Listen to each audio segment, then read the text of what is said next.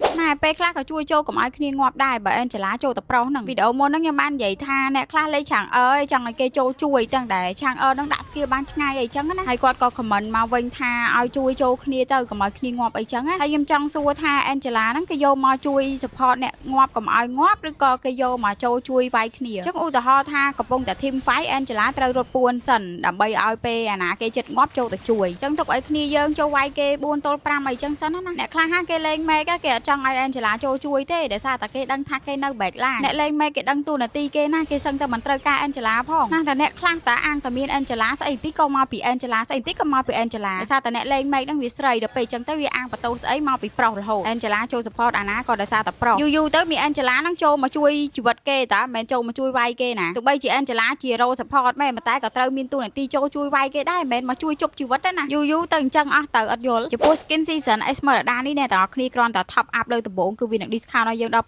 86% នៅសល់តែ100ពេចទេមិនត្រឹមតែប៉ុណ្្នឹងទេសូម្បីតែយើងលេង rank ក៏វាមាន reward ឲ្យយើងដែរដូចជាលេងបាន20 match បាន skin មួយឬក៏លេង200 match បាន border អីចឹងទៅនិយាយពីថា Moon Toon ដាក់ skin មកច្រើនមែនតើនិយាយទៅយើងធ្វើអីក៏បាន skin ដែរឡើយអញ្ចឹងអត់មានអីទេមានតែគ្នាយើងខំអូស rank ឲ្យបានច្រើនទៅឆាប់បាន skin free អីចឹងណាងាយគ្រាន់តែលេង rank ធម្មតាក៏បាន skin ដែរហើយនិយាយពីគ្នាខ្ញុំនេះតាំងបាន recall ត្រាកាតនឹងមកនិយាយពីថាចឹកអត់ឈប់ហ្មងណាហើយ game ឈ្នះគេបើថាចាញ់គេវិញខ្ញុំដឹងយកមុខទៅទុកណានេះ